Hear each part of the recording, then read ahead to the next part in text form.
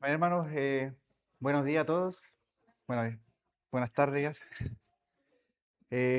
Damos gracias al Señor porque podemos hoy día venir delante del Señor y hacer memoria de su muerte, muerte que nos ha permitido entrar al lugar santísimo, entrar a su presencia. Fue su muerte, fue su sacrificio el que a nosotros nos ha permitido venir delante del Señor y ser aceptados delante de la presencia del Señor. Amén. Vamos a continuar este compartir de las 7 frases de Jesús en la cruz. Habíamos mencionado, ¿cierto?, que en Hebreos capítulo 1, el autor de los Hebreos parte diciendo que Dios había ya hablado muchas veces y de muchas maneras en otro tiempo a los padres por los profetas, desde que salió Adán y Eva del huerto del Edén hasta que Jesucristo vino. Hubieron muchos hombres que se levantaron para hablar de parte de Dios hacia la humanidad. Sin embargo, eh, todo aquello que Dios hizo eh, finalmente no generó un cambio en el corazón del hombre. Y entonces Dios, de alguna forma, diciendo en otras palabras, bueno, dado que no han escuchado a los hombres de Dios que yo he levantado poderosamente para hablar a mi pueblo, yo mismo iré a ustedes. Y entonces el Evangelio de Lucas dice que el Hijo del Hombre ha venido al mundo para buscar lo que se había perdido.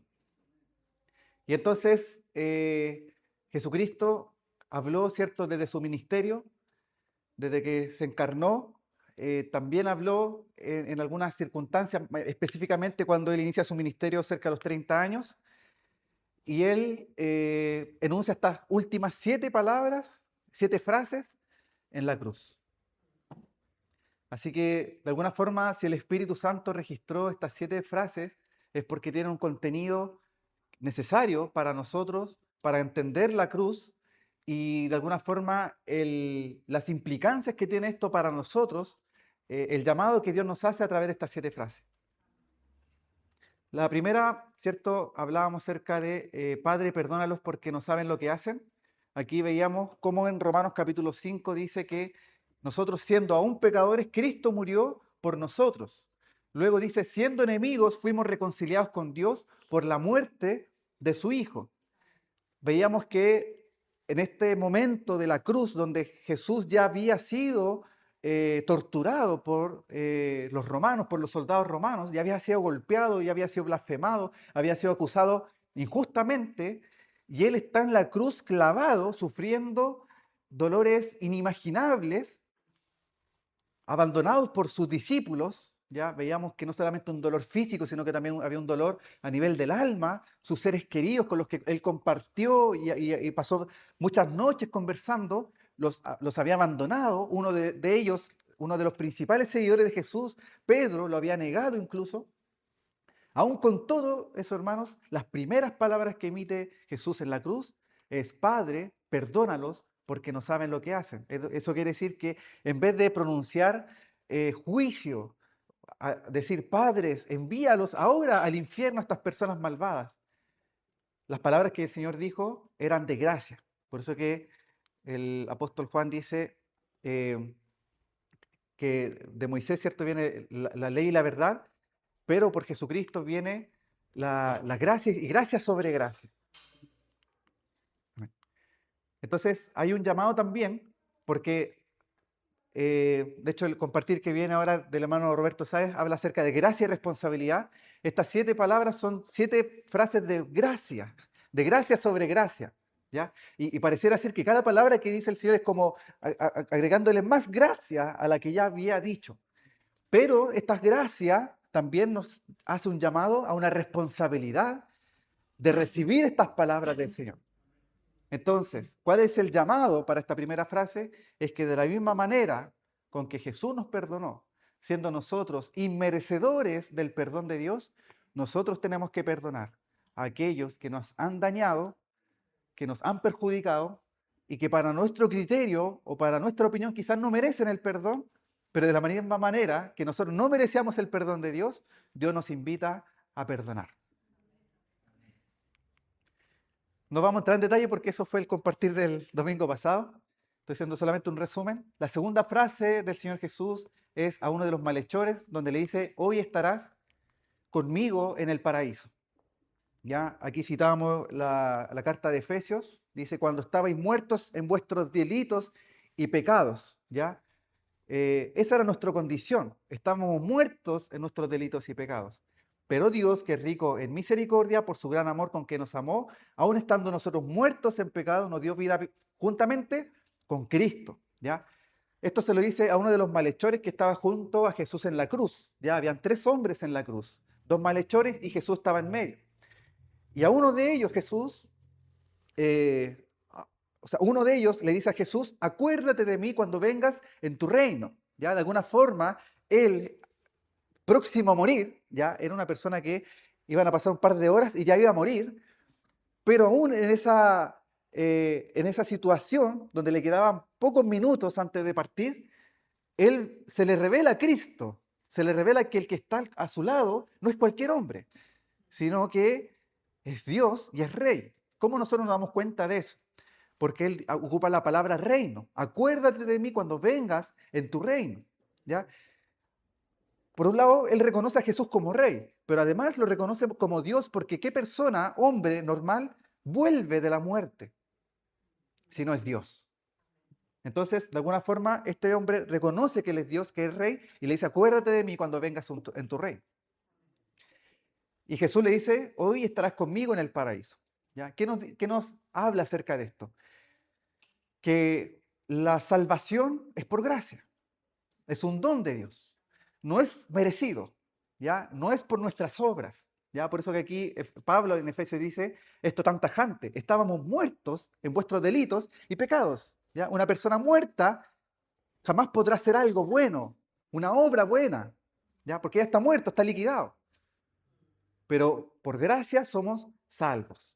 Dice ahí, en esta parte, porque por gracia sois salvos por medio de la fe. Y esto no de vosotros, pues es don de Dios, no por obras para que nadie se gloríe. De alguna forma, esto que nos enseña aquí el apóstol Pablo está muy relacionado a lo que pasó con este hombre. Si fuese la salvación por obras, seguramente Jesús hubiera restaurado la salud de este malhechor y le hubiera dicho, mira, tienes 5 años para demostrar que te mereces el cielo. Pero no fue así. El Señor le dijo, hoy mismo estarás conmigo en el paraíso. O sea, lo que le restaba, los pocos minutos, horas que le restaba vivo, era casi nada para demostrar que él podía ganarse el cielo con sus obras. Entonces es un mensaje para todos nosotros. Hemos recibido la salvación por gracia, por don, un regalo de Dios. Ahora, eso no significa que yo ahora viva una vida livianamente, espiritualmente hablando, o una vida en libertinaje, sino que el llamado del Señor es a ganar nuestro corazón. Él ha ganado nuestro corazón con su obra de amor. Entonces, si hoy día podemos servir al Señor, si podemos consagrar nuestras vidas al Señor, no es para ganar la salvación, sino porque le amamos a Él. Amén. La tercera frase es, mujer, he ahí tu hijo. Después dijo al discípulo, he ahí tu madre. Y la frase siguiente dice que desde aquella misma hora el discípulo recibió a su madre en su casa, a la madre de Jesús. Aquí también hablábamos acerca de la necesidad de poder contar con los hermanos, con la iglesia, para vivir las tribulaciones. ¿Ya? Es necesario que cuando pasemos por circunstancias no nos aislemos, no pongamos barreras a nuestro corazón, a nuestra casa, sino que tengamos esta libertad de contar con los hermanos cuando padecemos, cuando vivimos situaciones complejas. Porque si la situación compleja de María al ver a su hijo mayor muriendo en la cruz, Jesús no le dijo que fuera al desierto 40 días y 40 noches a buscar la restauración de su alma, a que su corazón sea contenido en el desierto con el Espíritu Santo. Si esa no fue la instrucción de Jesús, menos para nosotros, que quizás podemos vivir situaciones similares o quizás en menor grado, el llamado es, ahí está tu hijo. En la iglesia, hermanos, tenemos hijos espirituales, tenemos padres espirituales, tenemos madres espirituales, tenemos hermanos espirituales. Y esa categoría, hermanos, es más profunda que la relación que tenemos entre familias humanas. La familia de Cristo, la familia espiritual. Bueno, ahí está la frase de 2 Corintios, Dios de toda consolación, el cual nos consuela en todas nuestras tribulaciones para que podamos también nosotros consolar a los que están en cualquier tribulación. ¿Ya? Si alguien ha sido consolado, no es para que se guarde esa consolación para él solito, sino para que comparta esa consolación con los otros. Y los otros que están padeciendo tribulación, abran sus casas, abran sus corazones para recibir el consuelo que el Señor da por medio de la iglesia. Bien, esas 3 frases fueron las que compartimos el domingo pasado. En los 4 evangelios se nos hacen algunas referencias también en términos horarios. ¿Ya? Jesús estuvo aproximadamente 6 horas en la cruz, desde las 9 de la mañana, que es la hora tercera, hasta la hora novena, que es 3 de la tarde. Y la cuarta, quinta, sexta y séptima frase ocurren en la hora novena. ¿Ya? Desde la hora sexta a la hora novena pasan 3 horas y cercano ya a la hora novena Jesús emite estas palabras. Pero aquí hay un detalle tremendo. Y ese detalle tremendo nos tiene que de alguna forma llevar a nosotros a contemplar la gloria de Dios. ¿Ya? Juan Calvino decía que, en base por ejemplo a lo que dice un salmo, los cielos cuentan la gloria de Dios y el firmamento anuncia la obra de tus manos. Nosotros podemos ver la gloria de Dios en muchas partes. Ayer estuvimos en Vicuña con mi esposa y Abigail y nos dimos cuenta de la cantidad de afiches, letreros, anuncios de lo que es la contemplación de las estrellas. Y los signos zodiacales y todo, hay todo una estructura para contemplar el universo, las estrellas, ¿cierto? Los planetas. Y lo que quisieran decir estas cosas, estos astros, estos planetas que están tan lejanos al planeta Tierra. Todo eso es glorioso y esa evidencia de la gloria del universo. ¿Ya? Pero hay algo más glorioso en el universo. Hay algo más glorioso de todo lo que ha creado Dios. O de la forma en que Dios se ha manifestado. Y esa gloria se contiene en la cruz del Calvario. Hoy día nosotros, como hijos de Dios, tenemos el privilegio de contemplar la gloria más excelsa y manifestada por siglos y edades, que es Jesús crucificado. ¿Qué ocurre a la hora sexta? La hora sexta es el mediodía, donde el sol pega en su mayor resplandor. ¿Qué ocurre en la hora sexta de Jesús crucificado? Hubo tinieblas en la tierra. Hubo tinieblas que cubrió toda la tierra. ¿Eso qué nos dice, hermanos? Que una vida sin Cristo, aun cuando tengamos el sol en su mayor resplandor, no tiene sentido. Sino es que Cristo ilumine nuestro corazón. No importa si estamos en el momento más glorioso de nuestra vida, de éxito o de placer, si Cristo no está en mi corazón, si Cristo no está alumbrando y resplandeciendo en nosotros. Hermano, lo que está sucediendo aquí es que Jesús está siendo crucificado. El Creador, Dios hizo los cielos y la tierra. En el principio era el Verbo y el Verbo era con Dios y el Verbo era Dios. Nada de lo que vemos, lo que ha sido creado, podría ser hecho, sino por medio de Jesucristo. Amados hermanos, vemos aquí a Jesucristo por quien Dios hizo todas las cosas, las que están en los cielos, las que están en la tierra. Todo fue creado por medio de Él y para Él. Y es Él el que está en la cruz, dando su vida por ti y por mí. Entonces, hermanos, cuando Dios está entregando su vida por nosotros, no hay luz que pueda ser más resplandeciente como el amor de Jesús. Por eso que el sol, una estrella que irradia, que ilumina, que da vida, da vegetación, ajusta todas las cosas para que haya vida en la tierra, el sol, hermanos, pasa a segundo plano. Porque lo que está delante de nuestros ojos es el lucero de la mañana, es el sol de justicia, es el yo soy. Yo soy está dando su vida por nosotros. Dios encarnado, Jesucristo está dando su vida por nosotros. Y en esa muerte Él dice estas palabras. De alguna forma las primeras frases, las primeras 3 frases son bastante horizontales. Es Jesús observando a su alrededor. Perdónalos porque no saben lo que hacen. He ahí tu madre, he ahí tu hijo. Hoy conmigo estarás en el paraíso. Pero estas otras 4 frases que están ya cuando la tierra está cubierta, son palabras verticales. Son palabras de una relación con Dios, en su misión, en su llamado. Jesús, cuando inicia su ministerio, él abre el libro de Isaías y dice, el Espíritu de Dios está sobre mí, ¿cierto? Y vino a libertar a los cautivos, a sanar a los quebrantados de corazón. Ahí inicia su ministerio. Entonces, las últimas 4 frases son finalizando su ministerio. Y este ministerio, hermanos, es amargo para el Señor Jesucristo, porque Él dice, Dios mío, ¿por qué me has abandonado?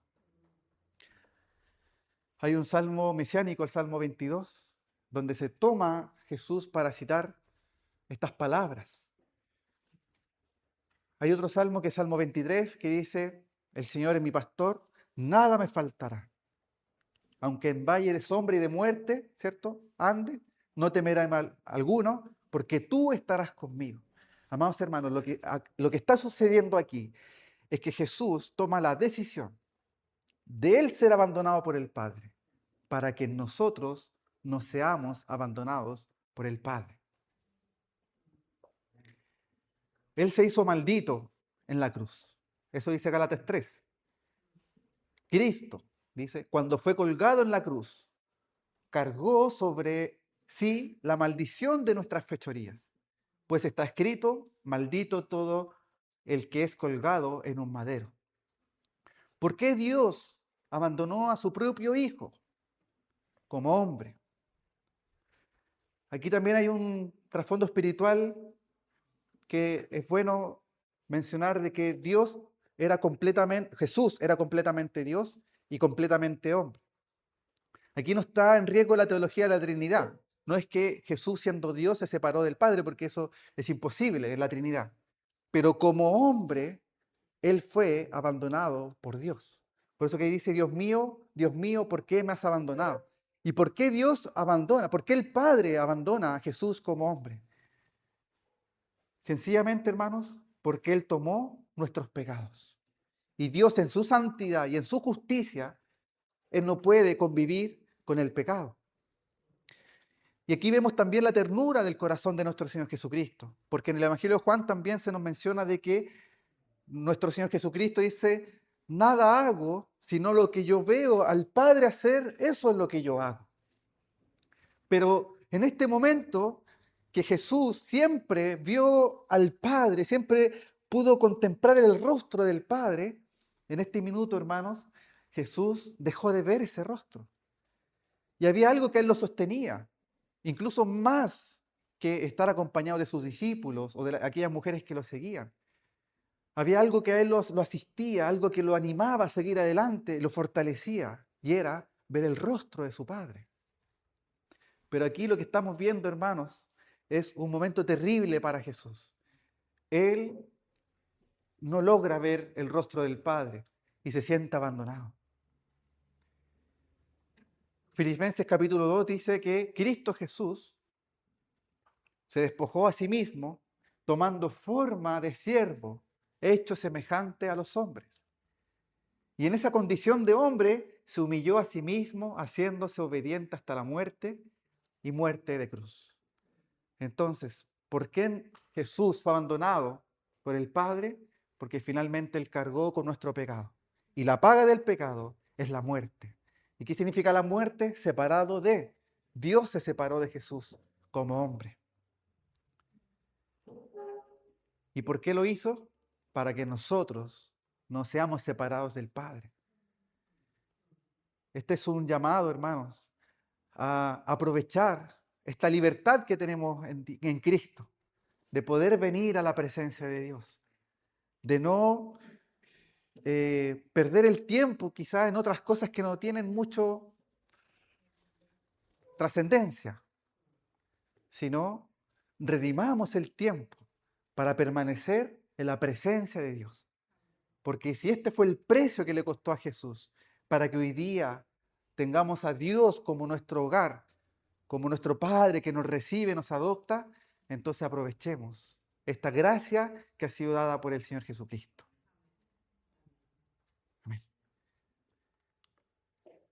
¿Cuál fue la quinta frase de nuestro Señor Jesucristo? Tengo sed. Y esta frase, justo me va a servir agua. Esta frase, hermano, tiene un contraste. Porque, ¿cómo es que Jesús puede tener sed? ¿Cómo es que Dios puede tener sed?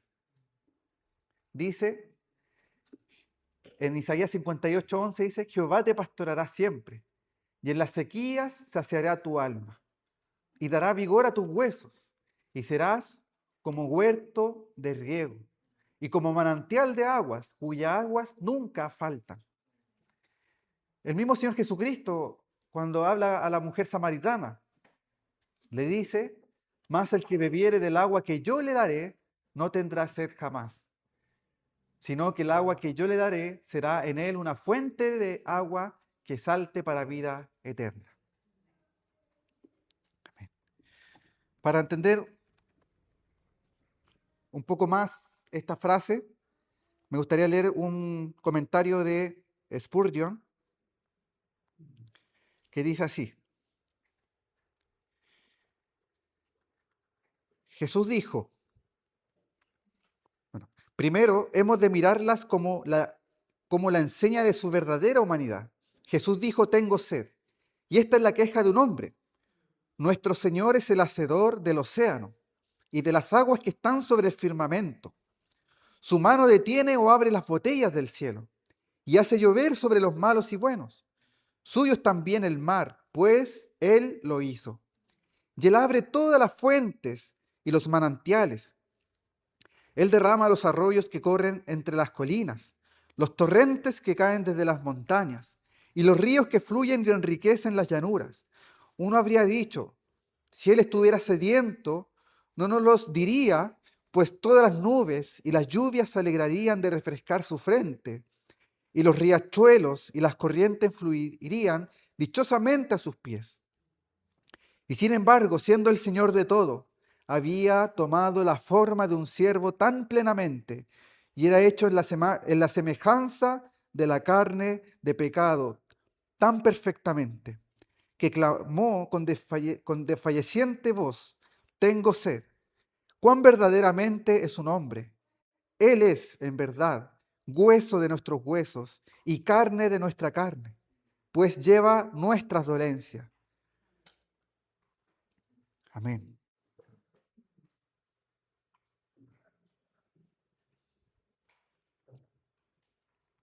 Entonces, hermanos, aquí hay un contraste del Señor Jesucristo como hombre.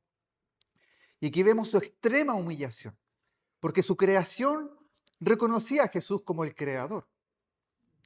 Entonces yo me imagino que todo el universo estaba expectante a satisfacer la sed del creador.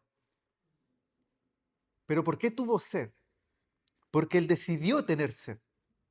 Porque Él se decidió limitarse a un hombre y a las necesidades de un hombre. Porque como hombre tenía que morir por causa de nosotros. Si Él no hubiera muerto como hombre, ninguno de nosotros podría hoy día tener salvación. Pero porque como Él dio su vida como hombre, hoy día tenemos esperanza. Hoy día tenemos vida eterna. Entonces Él no tuvo sed porque algo falló en su poder sobrenatural, en su atributo de todopoderoso, sino que Él se autolimitó, hermano. Y eso nos tiene que llevar a una implicancia. Spurgeon dice, yo los invito a meditar sobre la humanidad verdadera de nuestro Señor, muy reverentemente, muy amorosamente. Quedó demostrado que Jesús era realmente hombre porque sufrió los dolores propios de la condición de hombre.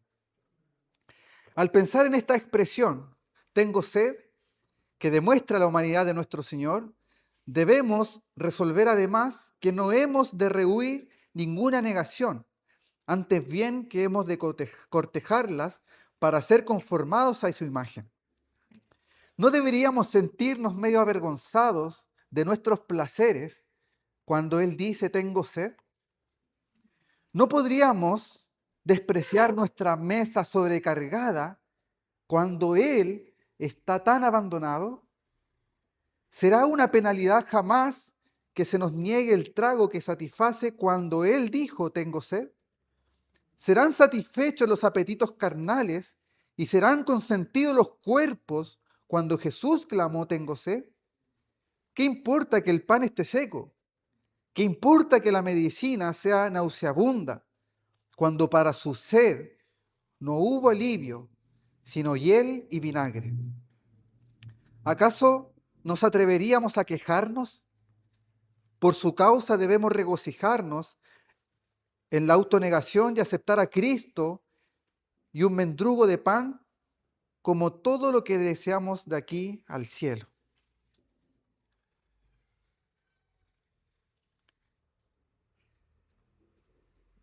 Amén.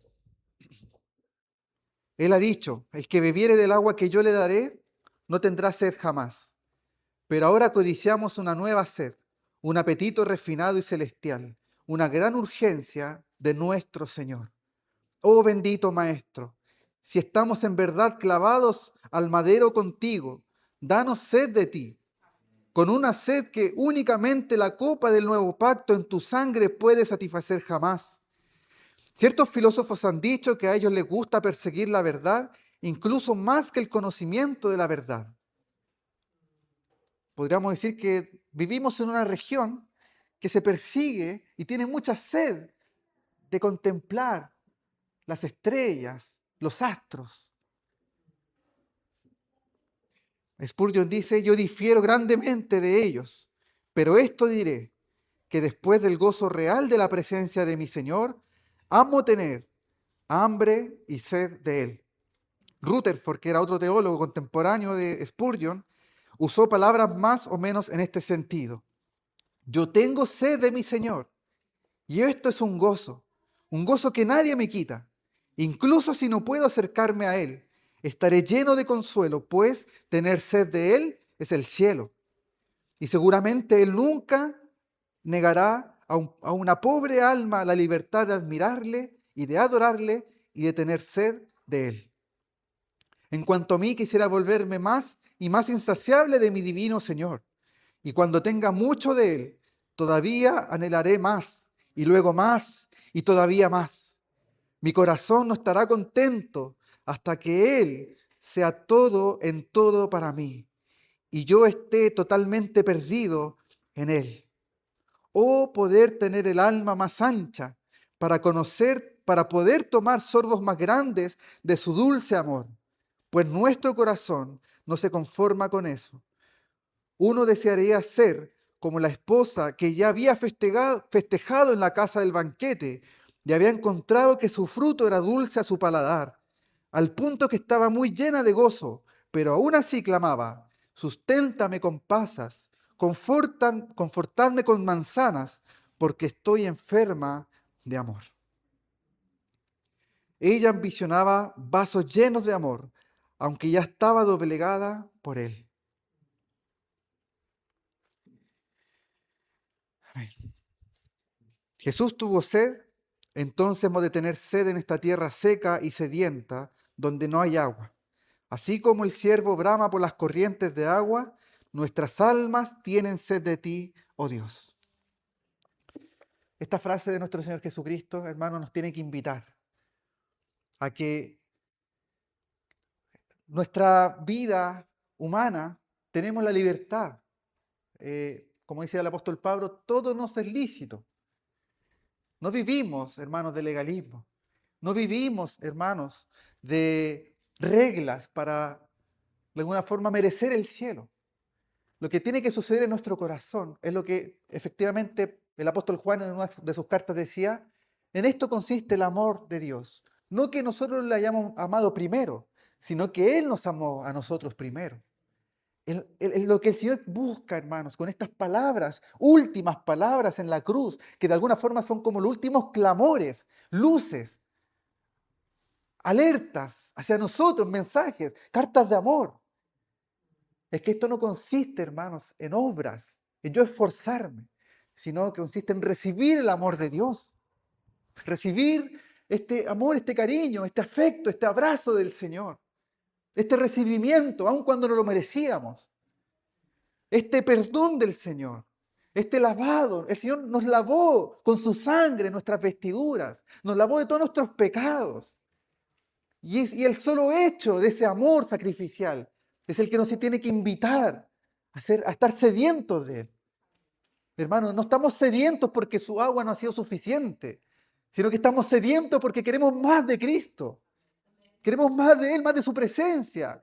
Que mis pensamientos cada vez sean más pensamientos del Señor. Que mis emociones, mis afectos entre los hermanos, con mi esposa, con mis hijos, sea su afecto, su amor manifestado. Necesito del Señor. Necesito de Cristo. No necesito de estos deleites carnales que el mundo nos pudiese ofrecer. De eso hay mucho, hermanos. Pero si el Señor tuvo sed y su fe no fue satisfecha como hombre, ¿quiénes somos nosotros para exigirle a Dios que mis necesidades humanas sean satisfechas? Si Jesús era Dios y nosotros somos criaturas, ¿por qué debiésemos nosotros tener una posición mayor a la de nuestro Señor Jesucristo? Entonces esta palabra de alguna forma también nos confronta a nuestra humanidad, a que regulemos nuestras palabras, que cuando estamos padeciendo alguna necesidad, alguna escasez, veamos que el Señor también padeció y encontremos en Jesús ese consuelo. Pero la sed que debiese estar en nosotros es esa sed de conocer más a Cristo. Hermanos, podríamos tener todos los bienes de este mundo, pero si Cristo no está en nuestro corazón, no tenemos nada, hermanos. Así como vinimos al mundo, nos iremos de este mundo. Entonces, hermanos, que nuestros sueños humanos puedan ser regulados por el Señor. Que nuestras metas humanas, anhelos, sueños, lo que más queremos en nuestra humanidad, sean regulados por el Señor. Para que eso no reemplace la verdadera sed que tiene que haber en nuestro corazón. Esta verdadera motivación. ¿Cuánto estoy apartando para el Señor? ¿De cuánto me estoy consagrando para el Señor? Amén. La sexta frase de nuestro Señor Jesús fue: consumado es. El mismo pasaje que leíamos de Hebreos capítulo 1, el último versículo dice: habiendo efectuado la purificación de nuestros pecados por medio de sí mismo, se sentó a la diestra de la majestad en las alturas. Hermanos, este consumado es tajante. Aquí se habla del ministerio de Jesús en su plan de redención, de rescatar a la humanidad. Cuando Él dice que consumado es, significa que no hay nada más que agregar a la obra de Cristo. Y pareciera ser quizás algo no tan novedoso de decir que Jesucristo es suficiente para salvar de todos nuestros pecados, pero aún así, hermanos, hasta el día de hoy se levantan herejías, se levantan doctrinas erradas que nos invitan a agregar a la obra de Cristo algo más. Tienes que creer en Jesucristo, pero además tienes que hacer tales cosas. Esas cosas, hermanos, contradicen las palabras del Señor Jesucristo. Lo que debiese ocurrir, hermanos, en nuestro corazón es que si el Señor consumó su obra en la cruz, la obra de justificación, de salvación, entonces no tenemos que agregar nada, hermanos. Y yo creo que esta parte se alinea mucho a lo que compartíamos el viernes del hijo mayor, del hijo pródigo, ¿cierto? La parábola del hijo pródigo. Este hijo mayor que de alguna forma se sentía con derechos de exigirle cosas a su padre, porque se había portado bien, porque nunca se fue de la casa de su padre. Yo creo que todos hemos pasado por algún momento así. Y a veces lo vivimos en la semana. Yo lo voy a contar de mi experiencia, ¿ya? Para no querer avergonzar a nadie aquí, hermanos. Me avergüenza a mí mismo. A veces, hermanos, yo llegaba muy animado el día domingo a cantar al Señor y me levantaba y aplaudía, levantaba mis manos porque la semana fue impecable. El Señor me ayudó a aprenderme algunos versículos bíblicos, pude evangelizar en la semana. En ese tiempo yo vivía con mis papás, le estaba haciendo caso a mis papás me felicitaron porque me había portado bien, me había sacado buenas notas. Entonces ya fui el domingo con júbilo, con alegría, cantaba al Señor. Pero pasado el tiempo, hubieron otras semanas distintas. Había pecado, había peleado con mis papás, no me fue bien en la universidad, no le prediqué a nadie, y más, me enojé con una persona y la alejé quizás más del Señor. Y llegaba el domingo, hermanos,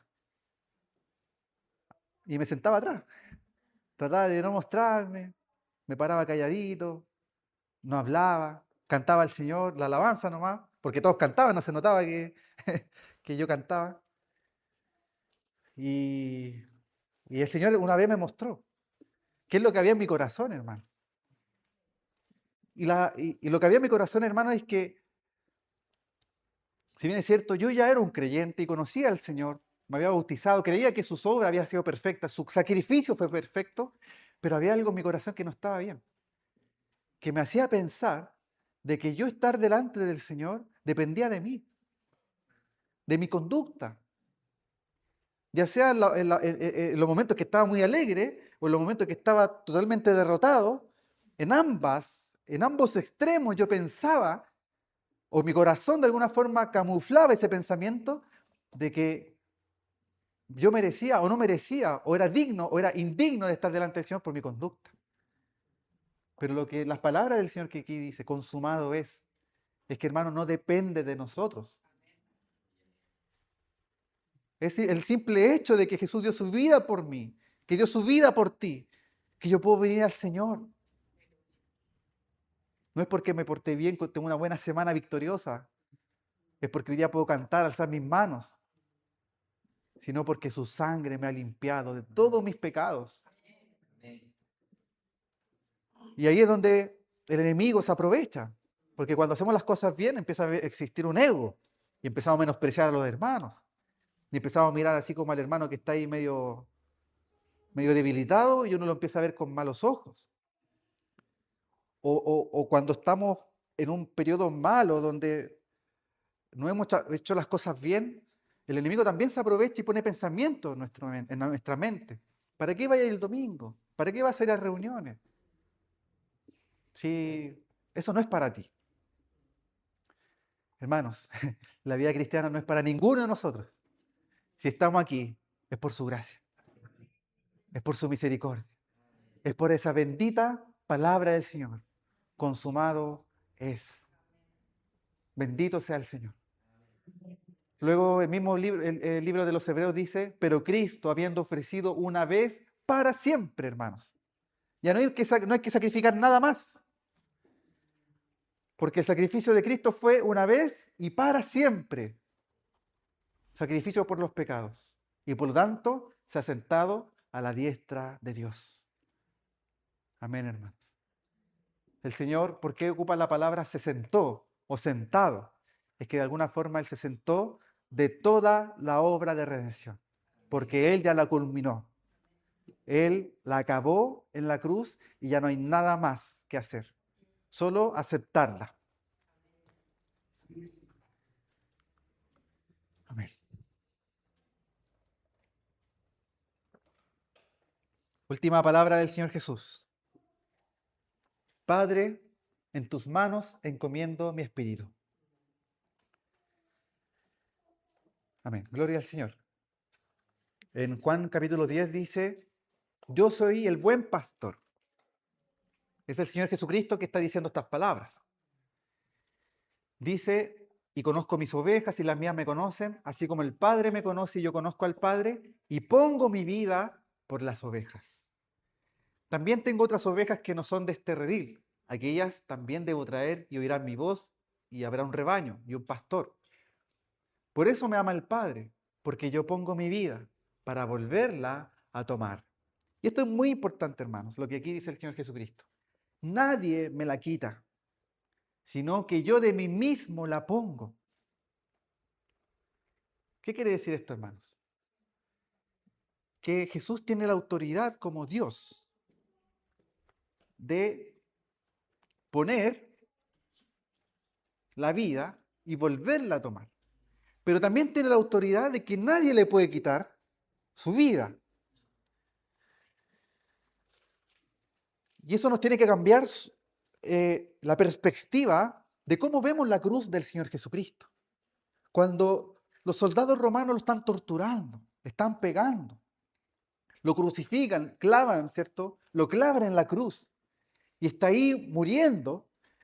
Lo que se está mostrando en esta escena no es el poder del hombre sobre Dios. No son los ejércitos del hombre que tiene para vencer a Dios. No se trata de eso. No se trata de que los poderes malignos en algún minuto de la historia fueron más grandes que los poderes de Dios. No significa que la potestad es de maldad, que Satanás, querubín y los ángeles que los siguieron en este momento tengan más poder que nuestro Señor Jesucristo en la cruz. Nuestro Dios nunca perdió la calidad de Dios. Por lo tanto, lo que vemos en la cruz cuando dice, Padre, en tus manos encomiendo mi espíritu, está diciendo de que Él va a entregar su vida no porque alguien se la está quitando, no porque la muerte se la está quitando, sino que Él voluntariamente la está entregando. Porque si fuera por Él, Él seguiría vivo. Aún en el último segundo, antes de entregar su espíritu, Él pudo haber detenido todo y no haber muerto como hombre. Entonces no se trata de la grandeza del poder maligno, sino de la gran misericordia de Dios, que aun cuando nadie le podía tomar su vida, Él la entrega voluntariamente.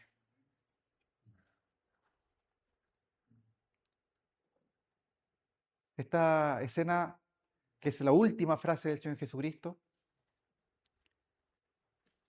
nos tiene que hablar también de la voluntad de Dios de amarnos. Y eso lo dice Efesios, ¿cierto? Dice,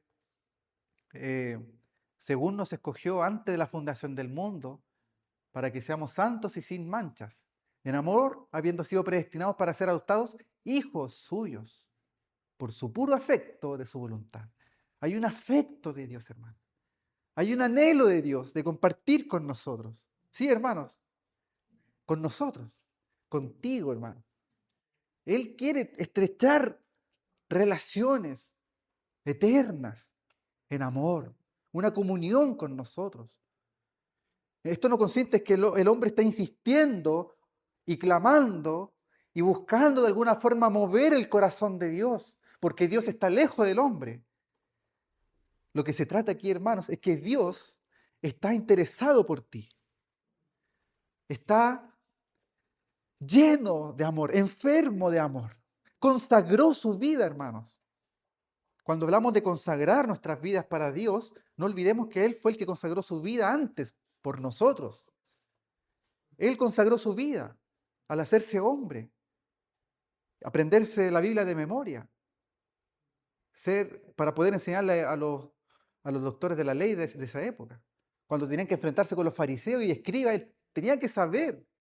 Él consagró, apartó su vida para hacer la voluntad de Dios, para amarnos, para rescatar lo que se había perdido.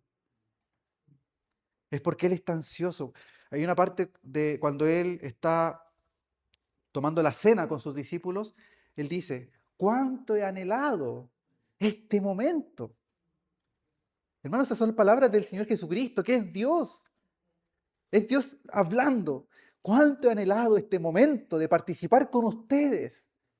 Esta copa, la sangre del nuevo pacto, que permitirá que sus pecados sean perdonados. Hay un anhelo del Señor. Y hermanos, cuando empieza a ocurrir todo este mover, las tinieblas, los poderes malignos, para dar muerte al Señor Jesucristo. Hermanos, hay un ejército celestial preparado para que a la sola orden del Señor, todos los ejércitos romanos podrían ser destruidos. Todos los judíos, los sacerdotes, toda la humanidad en ese momento, con solamente un ángel de Dios podría haber destruido la humanidad en ese momento. Ese mismo ángel de la muerte que le dio muerte a los primogénitos en Egipto, estaba observando, estaba atento, estaba, podríamos decirlo así, armado, pendiente de Jesús, pendiente de su rostro, pendiente de su corazón. Bastaba que Jesús moviera su dedo como una orden para destruir la humanidad y la humanidad hubiese sido destruida. Y estaban los serafines, estaba el arcángel Miguel, arcángel Gabriel, los ejércitos del cielo. ¿Recuerdan esa escena donde está Eliseo con su sirviente y hay un ejército persa rodeándolos? Y Eliseo le dice a su sirviente, o sea, el sirviente le dice, ¿por qué no estás preocupado? ¿No ves el ejército que nos rodea? Y Eliseo le dice, tranquilo, hay un ejército que está rodeándonos también a nosotros. Y ese ejército era un ejército de ángeles. Y uno de ellos encegueció, ¿cierto?, a todos y los llevó nuevamente a su pueblo. Jesús también pudo haberlo hecho igual. Estaba ese mismo ejército preparado para defender a su Creador, preparado para defender a su Dios. Hermano, esto es gracia sobre gracia. Padre, en tus manos encomiendo mi espíritu. Esa última palabra, hermano, nos habla de la última frase de gracia de Dios para nosotros. Entregó su espíritu y hubo un terremoto. Se conmovió el universo. ¿Cómo es que el autor de la vida iba a perder su vida? Como aquella persona que le dijo a Marta, yo soy la resurrección y la vida. El que cree en mí, aunque esté muerto, vivirá. ¿Cómo es que ese mismo Jesús que resucitó a Lázaro está perdiendo su vida? Se conmovió el universo, se conmovió todo. Ese mover, esas tinieblas, hermano, ese conmover, no nos hablan otra cosa que el dolor del Padre. Porque vimos el dolor del Hijo. Pero ¿qué pasa con el corazón del Padre? El Padre también está dolido. Me imagino que Él, en su humanidad, también pudo haber llorado por ver a su Hijo morir. Cuando Jesús lloró por la muerte de Lázaro, ¿cuánto más lloró el Padre por la muerte de su Hijo unigénito? Su Cristo, su Mesías, su ungido, su siervo obediente, su príncipe, con el cual se complacía, con el que se deleitaba. Dios nunca se había deleitado con nadie, solamente con su Hijo. Era su hijito, hermanos. Así como cuando Abraham estaba próximo a matar a Isaac, pero gracias a Dios hubo una voz que detuvo a Abraham para no dar muerte a Isaac. Pero para el caso de Dios, para el caso de Cristo, no hubo ninguna voz. Y Jesús fue muerto. Estas palabras, hermanos, nos tienen que invitar a consagrar nuestras vidas al Señor. Nos tienen que invitar a valorar el amor de Dios hacia nuestras vidas. Y decirle, Señor, no quiero ser indiferente a este amor, sino que quiero dedicar mi vida y todos los días de mi vida para amarte, para servirte, para hacerme uno contigo. Y quizás no vas a ser un gran predicador o un gran evangelista, porque no olvidemos que lo que mueve al Señor no es que seamos grandes siervos de Dios, sino que Él quiere cerca, nos quiere estrechos, quiere establecer una relación con nosotros. Hermano, hay tantos testimonios de hermanas que a su edad avanzada oraban al Señor y el Señor les respondía. Hay servicios silenciosos. Pero aún así, si no hubieran esos servicios silenciosos, lo más importante es esa intimidad con el Señor. Estar junto a Él. Amén. Hechos 2 dice que Jesús fue entregado por el determinado consejo y anticipado conocimiento de Dios. ¿Esto qué tiene que ver, hermanos? Que esta escena no es una escena que Dios, el Padre y Jesucristo no la sabían. Esto ya lo sabían en la eternidad pasada. La conocían. Había un consejo, había una decisión antes de todas las cosas. Pero aún así el Señor quiso tomar este camino y dar su vida por nosotros. Por eso que su amor no es un amor circunstancial, sino que su amor es eterno, porque viene desde la eternidad y para la eternidad. Amén. A este Señor, hermanos, Dios lo levantó, suelto los dolores de la muerte, por cuanto es imposible que fuese retenido por ella. Nuestro Señor Jesucristo, que entregó su Espíritu, Él seguía siendo santo, Él seguía siendo perfecto. Por eso que su tumba hoy día está vacía. Y Él resucitó al tercer día. Y hoy día está sentado a la diestra de la majestad de las alturas, coronado de honra, de gloria y de poder. Y juntamente con Él, como dice Efesios 2, nos ha resucitado. Bendito sea el Señor, porque pasamos de muerte a vida.